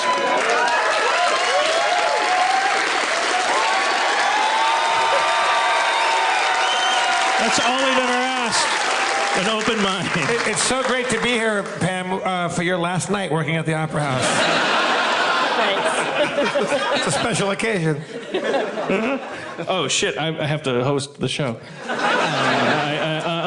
What did you think about him and the seagull? I thought it was pretty good performing, actually. Yeah. Thank you so much. I thought so too, but I thought it would be weird to say that. Pam, is there anything special about Australian butter? Where did you get that question from? My girlfriend's mom, who I'm happy if you prove she's nuts Who bakes tonight. a lot? She texted, Cody said she was in Australia, and her mom texted back, you gotta try the butter. Yeah. Americans have bad dairy. Okay. You don't know it because you grew up with it. Your milk sucks, your butter sucks, your cream is not cream. I don't know what it is. Cream doesn't come in uncooled plastic tubs. Cream comes from the fridge, and it's delicious.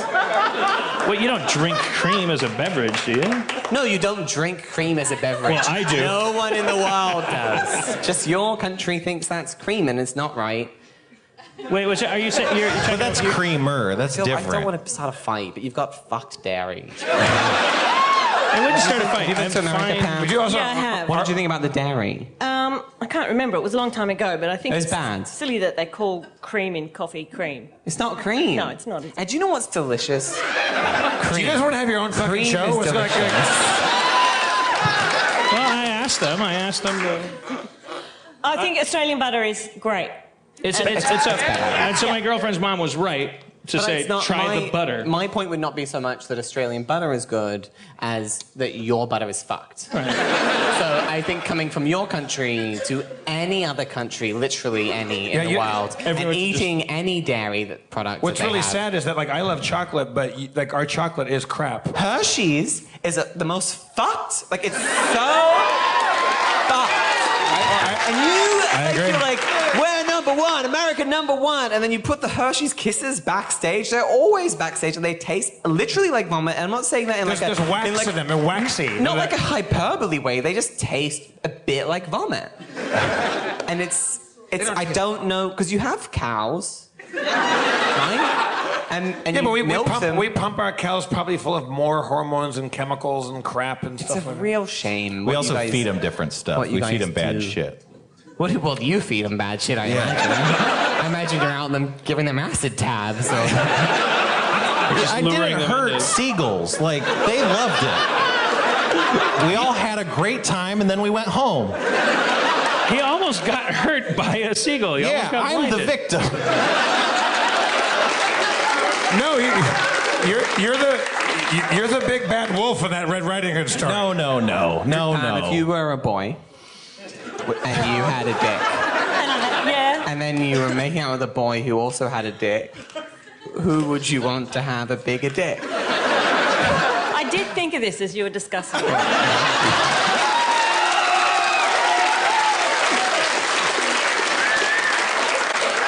I think it depends on the relationship. You don't want to be All right, bold stance, Pam. No. I'm not letting her off the. No, you guys are like, she's amazing. Well, come on, but she's going to why? earn her Does it keep. matter what- She's going to give us some. She's going to give us the Okay, I spectrum. didn't. of Okay, them. What does it matter if they're like together? If you're together for a long time, if you're together for one night, you're either happy because they've got a big dick, or you're not happy because they've got a big dick. Whether it's for 2 years or To tell the truth, I haven't really thought about it.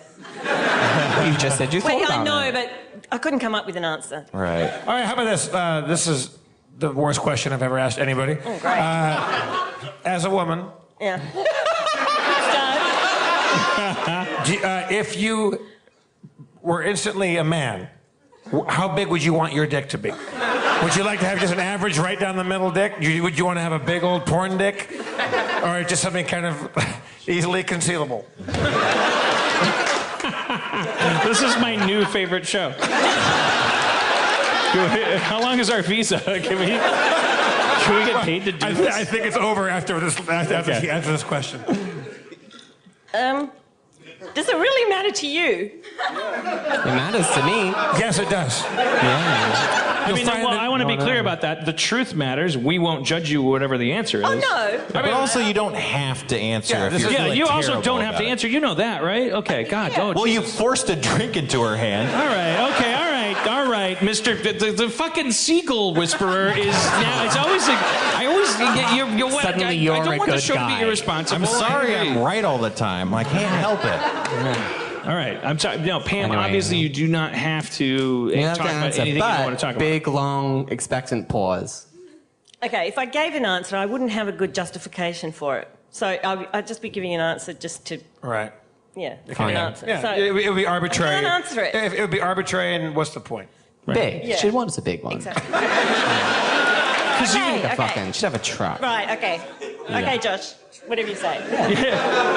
She wants a big one. Right. I mean, why not? I mean, Well, there's reasons why not.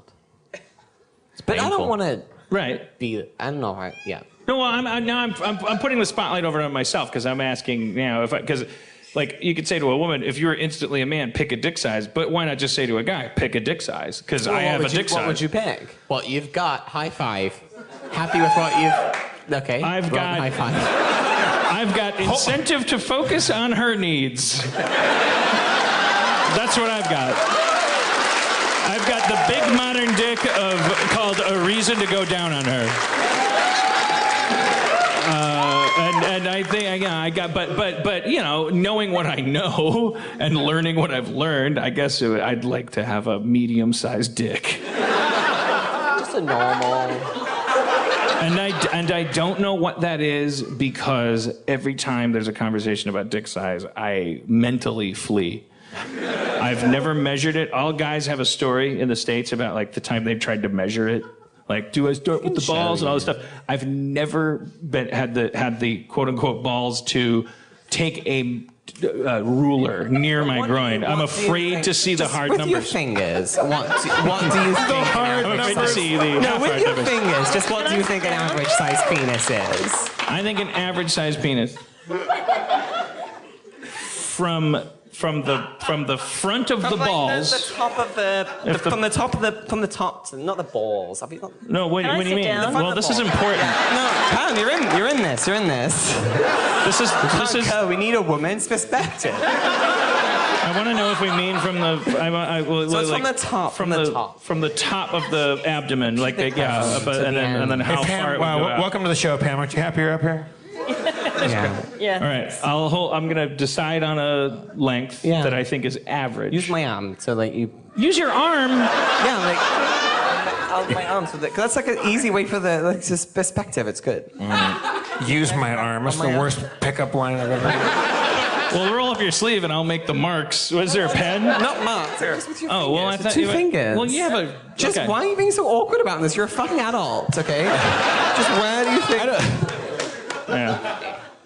Wait, is it erect or flaccid? It's erect. Obviously erect, you dumb piece of shit. Nobody gives a shit about your flaccid dick. Nobody cares about your flaccid. my flaccid. If your flaccid dick is long, you're weird in a different way. Well, there's showers and growers. Everyone knows that, but like if you have an impressively long flaccid dick, I feel superior to you. Because you have some weird thing going on. You're like an elephant man. You're not shower. an elephant man. That's terrible. That's not what I meant. Thank you for holding my arm so tenderly. All right, I'm gonna. This is the top of my. I'm not. I'm just gonna start with room to finish. Dan, can I make a pitch here just for showbiz sake? You draw yours. Pam, you don't look on Josh's left arm. You draw what you think. You draw what you think. Fucking brilliant. That's fucking brilliant. We gotta stay in Australia and start pitching shows. Oh, but wait. I have to. Okay. What I'm gonna do, Pam, just to tell you my technique is I'll imagine the tip being his wrist. So I'm gonna make a mark at his wrist. No, Pam, no fair looking. You have to be like.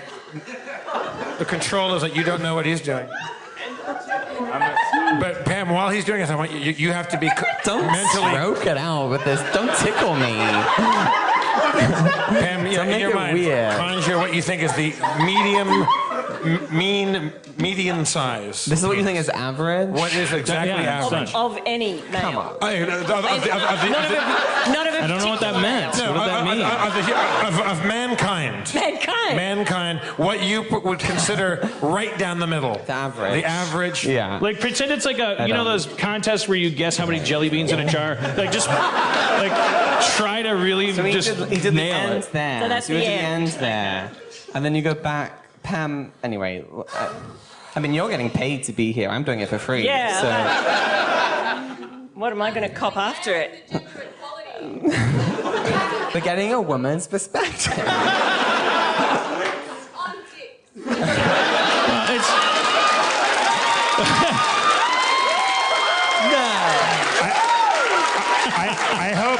I hope, madam, that's the title of it.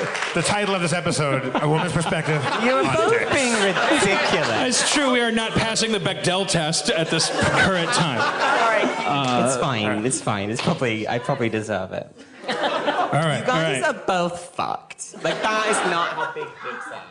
Well, what, okay, can they...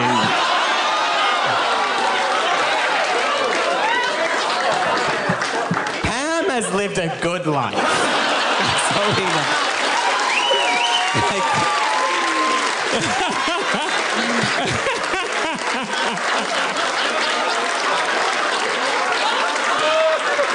Those are both too high.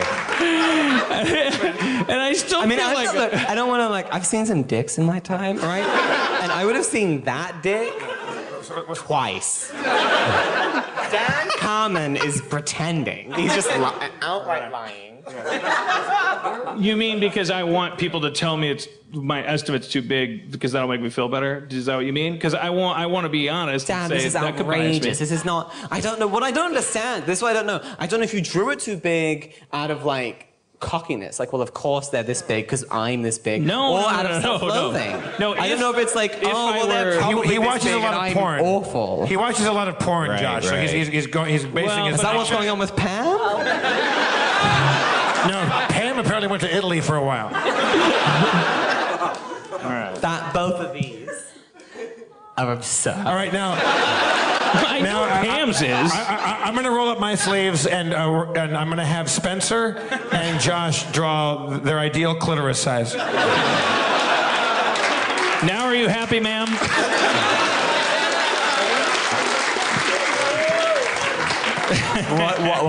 You tell us what you want a woman's perspective on. What? Anything. Not dicks. I don't know, just like actually ask her a question and listen to the answer. I asked her if she wanted a drink. She said no, and I got her a drink. And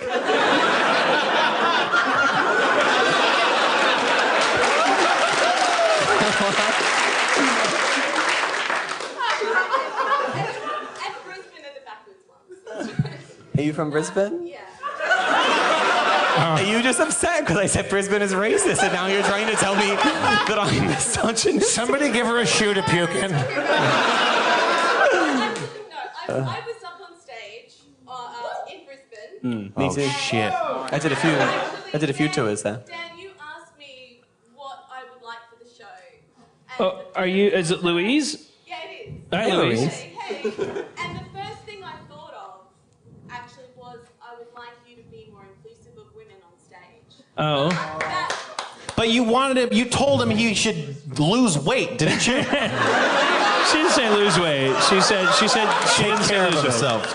She said take care of yourself. She said take care of yourself. Did she tell you to lose weight? No, she said take care of yourself. That was implied. She's a gold star family. Let's give her some respect. No, Let's she's give her great. respect. But she could have said that last time, and we would have taken it into account. We had 2 women up on stage that night. Oh, it was I awesome. felt like, Yeah. You know, it felt redundant to say that at the time. It seems hard Right. because like there's not that many women on stage now, but I'm gay.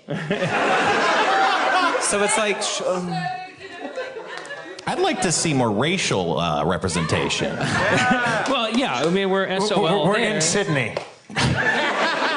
It's the home of white people and 2 honorary Asians. But Louise, I will say that's Australians but as you said, the night that was your first thought, it didn't apply because you were one of 2 women that came up on stage, and then my friend. Like, right. You know, because we're both sorry. But it is a thing. Like women get on stage with you. I'm sorry. This is like the Phantom of the Opera. I guess.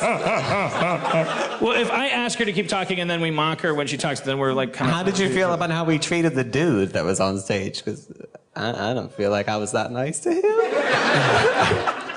But there's also 2 different things. It's like, well, we brought Pam up. I thought that was a really inspired choice on Josh's part. And we didn't like look at Pam and go, let's talk about dicks, baby. Like I don't know, we were like random. But the thing drunk- is, we bring Pam up, and it's 3 men who are comedians who are like just can't wait to get a joke, and so we're not really giving Pam full like time to. Ask me something then. Huh? Yeah, let's ask What do you Pam wanna- stuff. Yeah. About what? I said that. Were you listening? Chauvinist monster. The race for the high road it gets boring real fast. You moved here because your husband was coming to take an acting class. Yeah, that's right. So that's ambitious. Like you didn't move here because someone had a career. He had a possible career. Did that pan out for him, or like... No, he quit after a couple of years, but he did acting for a while, and then he did what a lot of actors do and became a teacher. I love that you thought, oh, what we've got to talk about or something, and then you asked her about her husband. No. That's why I asked it, because she moved here. You moved here because of your man. But like what did you have like ambitions when you came to Sydney of your own, or like an equal ambition, but it was his getting into NIDA that decided it, that gave us the positive momentum to do it. But I was very happy to move to Sydney. Right. All right. I think I can get this up to some higher ground. It's a long time ago.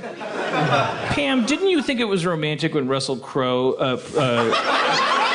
took Steve Irwin's widow into his own...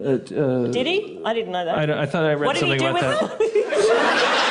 That's not true? Russell Crowe and Steve Irwin's wife? What did he do? Yeah, I don't know. I don't know what Russell Crowe's done lately. Well, it's interesting what makes it back to the States. Well, I don't think... I didn't hear you say anything. I didn't hear you describe an action. I thought he was getting married to her. To who? Steve Irwin's widow. Oh, okay. No. I'm happy to be wrong about it. I think it's disgusting. I was also pretending to have an opinion about it. I thought it was a real thing. I'm just worried that you think we were talking over Pam because she's a woman, but it's just when you bring someone on stage, you talk over them so that they don't feel... I have more questions for Pam. Okay. We can solve this problem. Pam. Yes. What do you think of these hotel rooms where where you have to have your key in a slot in order for the fucking power to be on? Is that green or is that bullshit? I haven't stayed in that many hotels where I've had that, but it's something you've just got to get used to. I presume it's for the benefit of energy saving or something or other, is it? Definitely. Yeah, so or that's what the patriarchy tells you. Very reasonable response. Just got to change your behaviour. Pam, I have a question for you. If you were in a room and there was two doors, and in front... No, I'm just kidding. I was going to do the labyrinth riddle. All right, I have a question. Pam. They know a lot about pop culture. No. But we don't. I don't know. No. But Pam, yes. Do you think that passport theft is a thing in hotels? Like if I leave my passport on the end table, like what's somebody gonna do? Take my passport and then I don't know. I'd never leave my passport anywhere that I did. I'd always. What do you think someone's gonna do with it if they? Traveler like you guys probably are. You probably stay in hotels. Don't put yourself down like that, Pam. Quite happy where I am. What is the thing that a passport thief is gaining by stealing the passport? Is to make fake passports? Does this have a definite answer, or are you just asking my opinion? Yeah, just a guess. Okay. Yeah. I don't know. I guess we're all afraid of identity theft. Right. Can't be good for someone to have your passport. But is a passport valuable to a stranger? Yes. This guy's got his hand up. He's so excited. There's a huge... I like the idea that someone knows how... No, it's a boy. You can't ask a boy. Oh, God. Got it. Sorry, you're not allowed. We've had too many boys. Okay. All right. Okay. Well, okay. Pam, if you don't have an opinion about this, I'll ask that guy, but he'll keep his seat. Do you really want the boomerang to come back? I understand. Are we being racist here? No. You can't do anything right today. I'm safeguarded from this. If you internally have those compartments, I'm just like, ha, Australians. Australians get very uncomfortable. I think like, if the boomerang doesn't come back, that means you succeeded, right? If you're a good boomerang thrower. Right, it's not. Is it supposed to hit something and then come back? No, if it hits. Really? No. Not come back The majority hit said something, no. How can it come back? So it's like you have a go, you miss, it comes back. You have a go, you miss, it comes back. You have a go, you hit. You don't need to So throw it doesn't come That's what back. I was I see. assuming. So it's Yeah. like, it doesn't matter that it doesn't come back because you're finished because you got yourself some delicious You don't want the wallaby. boomerang to come back. Hunting boomerangs don't come back. Huh. Well, they do That's if they're cool. thrown properly. And if you don't hit Complete something... opposite. If they're thrown properly. If you made a boomerang with a leading edge of it was like razor blades, it could go straight through like the neck of a thing and it wouldn't keep come back. coming back. like Odd Job and Goldfinger. We can move on. That's clearly too controversial a topic. You're sophisticated people. You deserve better. Pam, Pam, have you downloaded Mario Run? Oh, what's... Oh, shit. That's not going to come back. You're going to kill What's someone. it made of? That's not going to come back. Right, yeah, it's not going to come back. Read the sticker. You can't. And you comes can't throw it back. into the Made by audience. Jimmy James. Jim learnt this craft from his grandfather, who grew up among Aboriginal elders in central Queensland, to throw. Hold vertically with rounded side facing you. Throw with a flicking action, 30 degrees to the oncoming wind. Made in Australia. Everybody, reach under your seat and put your safety goggles on. They tell you to throw it into oncoming wind. Yeah, that's not throw gonna- anything into oncoming wind and it'll come back. Yeah. I'm not going to do that. Oh, shit. Now, if you guys just want me to throw, it could be a potted plant. I just, it's not going to... It's... Well, they said... Do you have a girlfriend? She's not going to be happy when she finds out about this guy. Pam... She does it better than I do. Pam, you don't have to have an opinion, but you're welcome to have one. If I were to have a baby with my girlfriend Cody, what should we name her? Forensic Heller or Cody's baby? We love forensic files. What's the last name going to be? Cody's. Well, Cody's baby Harmon, I think would be. I get the last name would be Harmon. Let's just say that. It's just Cody's. You really got to practice saying it. I'm also a teacher.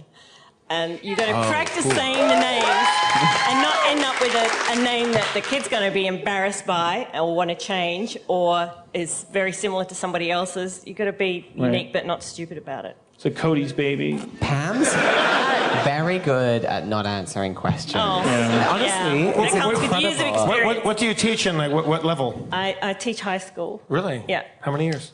How many years have I been teaching? Yeah. Too many to add up. You're not teaching math apparently. No, I don't teach math. Or history. Wait, so buried the lead. You're a teacher. We had a teacher up last night. You didn't just steal his job idea, did you? No. Okay. So how old is the oldest kids you're teaching? Probably 17. So what's the so you've seen the worst of humanity. You've had every reason to turn your back on it. No, I don't see it like that. I love that job too. Well, what's your secret? How do you not see it like that? Because you're there with them. Is that the secret? That's if we the knew secret. them, we wouldn't be afraid of them. I teach subjects that most kids like learning. Well, okay. What do you teach? I teach design and technology, Oh, cool. which is not learning how to fix computers and stuff. It's using technology for design. Oh, okay. So they're coming in a good mood. That's what you're saying. They do. They enjoy the lessons. That makes it a hell of a lot But they'd easier still than teaching disrespect maths. you if they felt like lack of. You're dealing with pubescent primates. Yeah, I'm pretty used to it now. Yeah. Are you ever? You're quite a hard guest because we really want some pain and some misery. But every time I ask a question, it sort of seems quite nice. Sort of all your answers really You want lovely. me to be in pain and misery? No, well, probably, yeah. Some sort of nitty gritty, oh no, my husband would be good, wouldn't it? And it's he's well, he doesn't great. know I'm here. I know that. I support him and I like my job, and it's sort of hard for comedy, isn't it, when someone's happy? I might be acting. Well, usually what we do, like, sometimes I'll go like, "Oh, who's having a terrible time tonight?" But what we don't want them to come up and talk about how terrible things are. I think we hope for like silver linings and things. So obviously the terrible thing that happened is she was yanked up here, and the silver lining is that she's quite happy. So that's already worked. It's worked. Can I go now? Provided me with a good show. If you want to go, if you don't feel comfortable, you could definitely go. Yeah, we don't want to make you You uncomfortable. should invite somebody else up. Do you regret me picking you? No. Has this been a good? Has this been a good experience? Yeah, fine. I hope I'm so. gonna- It's not. Pam, I hope Yeah, I pleased to meet you. so. That's Pam, Josh and I are gonna. This is how we're gonna. You work in the theater because you love it. You've seen shows here. There's shows you haven't seen here. Is there a theatrical performance that Josh and Jeff and I can do that would like fulfill your fantasies? Like what hasn't shown here, or whether it's you can either pitch something new or. You mean you perform it? Yeah. Right. But don't imagine me performing it. Imagine what you'd like to see, and then I'll ruin it. Oh God. There's always Shakespeare. Right. Okay. Oh, yeah. Done and done. You should know I'm not educated. Yeah. Wait. Because you're from Brisbane. I will clear this opera house. I will clear this opera house. I just saw that girl that got so mad at me before class. Yeah. You guys. Pam does it, it's funny. Yeah. Well. Yeah. Anything you like that Pam does, I made happen. He's the Phil Spector of Pam. Like, he discovered her. He made her. When he found her, she was just over there in the darkness. But yeah, anything you would like to see, like you don't have to. Don't try to confine yourself to my dumb game. She said Shakespeare. Right, but okay. I'm sorry. You're right. She did, and I forgot because I'm drunk. Okay. Anything specific? What's your favorite Shakespeare production? Oh, there's been a really good Othello here. Oh, yeah. That's perfect for Dan. Oh, yeah. You want something that she hasn't seen, right? It's like the one that you haven't Okay, yeah, well, because I know.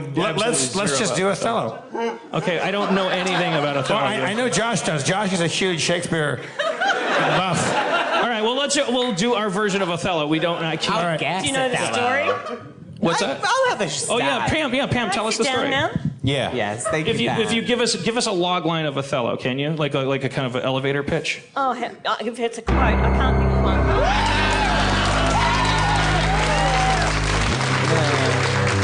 I'm gonna walk Pam back to her seat because I don't want to have to. She's gonna give us the goddamn description of the story, and then she's gonna take your seat and enjoy the most. I think Pam should play Desdemona in this. I think we should. No, don't. Okay, you want a lead-up line? Yeah, just like set Okay. the stage for Othello. He can't be trusted. Othello. I think he's having it off with my wife. Okay. Well, I won't play.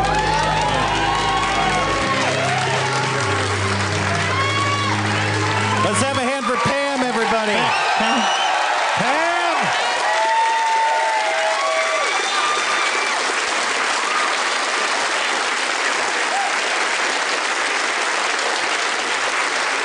All right.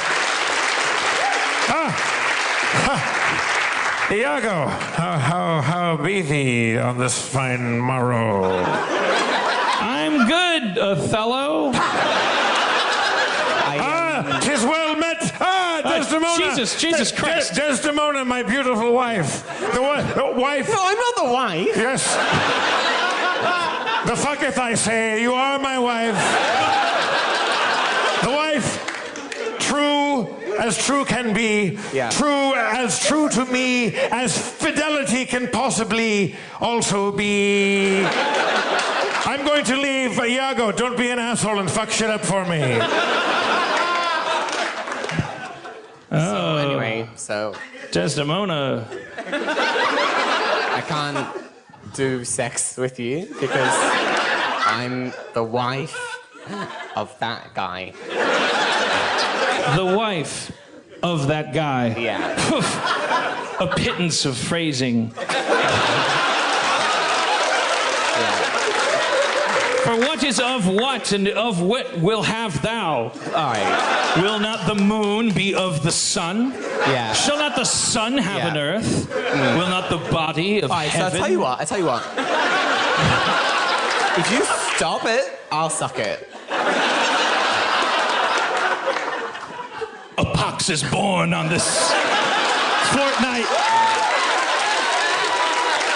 Well, that's it. Curse me for loving it so.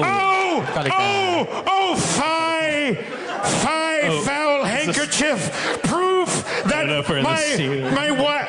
Oh, Are we in the scene? Are we? I was doing a different scene. Okay. Over here. I didn't take improv. I think he actually knows Othello. No, fuck it. Okay. Just do your own scene. No, come on, don't. No, come on. It's called Othello. It's not called Two Dickheads. What? No, come on. What the?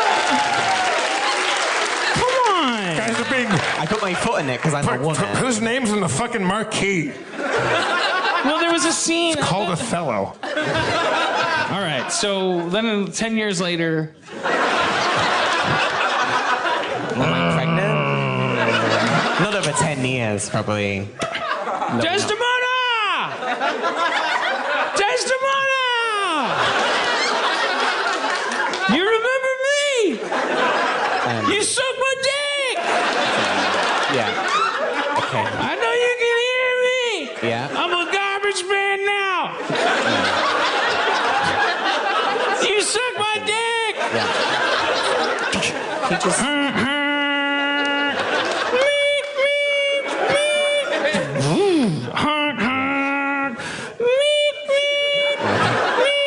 Wait, it's an American card. I apologize for an invisible car. I don't know what side I'm on. Yeah. I feel a bit sort of objectified, and I don't. It's new for me. I feel a bit sort of.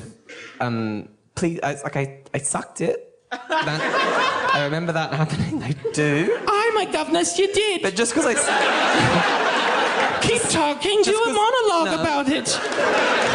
Just because I sucked it then doesn't mean I want to suck it now. So like it's like because I'm a strong, independent woman. Hi guys.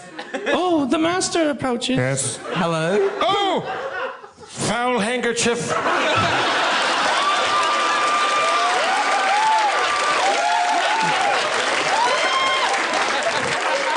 Scented with the spilled beer of Pamela. I can't believe it sat here for 10 long years. While I was pushed to the periphery of my own story.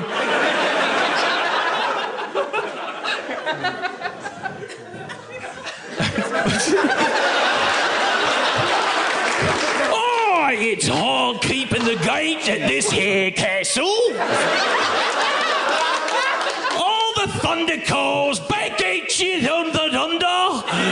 Oh, me comic relief will be studied in high school, and no one will think it's funny, but I'll be an example of comic relief. You'll be taught what I'm doing is comedy. Oh, Desdemona, I hope I did not break your iPhone when I threw the foul handkerchief. Okay, it's all good. It's all good.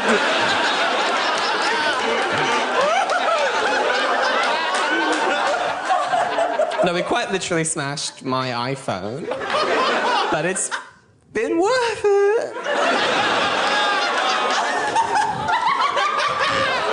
As long as Pam's happy.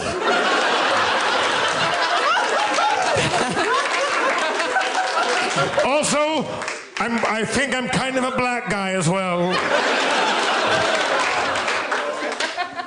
Desdemona! No, honestly, it's awful being a woman. I get why she's so annoyed. It's horrible. I'm coming up. I agree. You should make love to me. No, don't lasso me. It is as the constellations twirl on the impenetrable finger of the gods of the action. I am here to permit to myself the duty upon which is to defile and conquer thee from love. Where is the recipient of my giant hard-on? Who will cushion the blow of my burden? I, who was born from vagina, now cursed to walk the earth as penis, must seek again vagina to take my day. Forsooth, the gods send a man? Aye! 'Tis the lowly comptroller that may have to end the show with musical notes.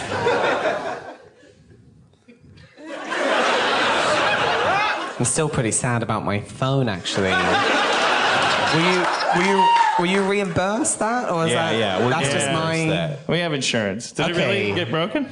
It's not broken. We don't. It's not. He's just being whiny now. No, come on. No, the screen smashed. It's not smashed. You have a look. Let's not end the night with victim blaming. I mean, I think we make great leaps forward tonight. Like, gently this time, please, gently. It's okay. Okay. Oh God. Yeah, it's okay. Oh, there. Yeah. Okay, I'll buy you one. Oh, that's fine. I get them for free. I do ads for Optus. I do get them for free.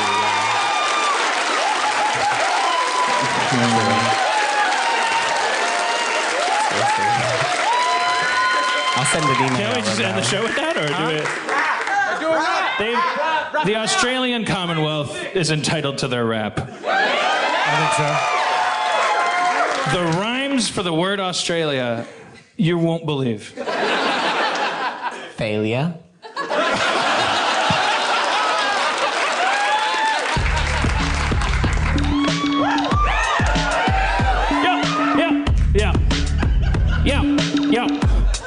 Yeah. If the planet was a ball, Australia would be smaller. A smaller ball. On the ball. You're on the ball in Australia, y'all. Australia, y'all. Yo. Australia. Genitalia. I'll never fail ya. I'm, put a pin in it. Yo. Fuck New Zealand. Fuck New Zealand, I assume. Fuck New Zealand. Oh, what do they think they're doing? They think they're gonna be down under? They don't understand. Australia's down under. Fuck New Zealand. They sound weird to you.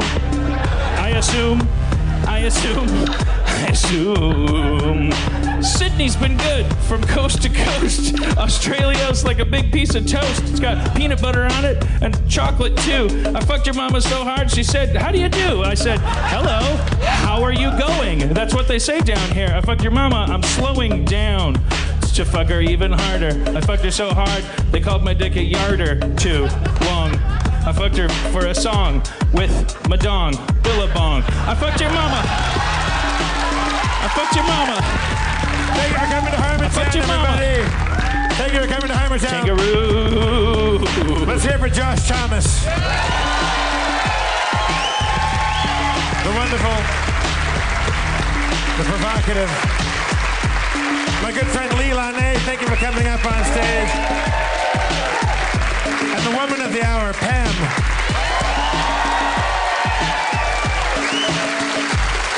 Spencer Crittenden.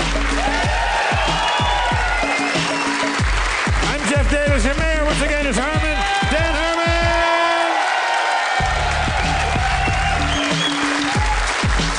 Thank you so much. We've really enjoyed our stay here. What a wonderful country. Can't wait to come back. Thank you, everyone here at the Sydney Opera House. Alice, our tour manager, Dustin Marshall on sound, Chris Maruff, our director, technological wizard. Drive fast, take chances. We love you.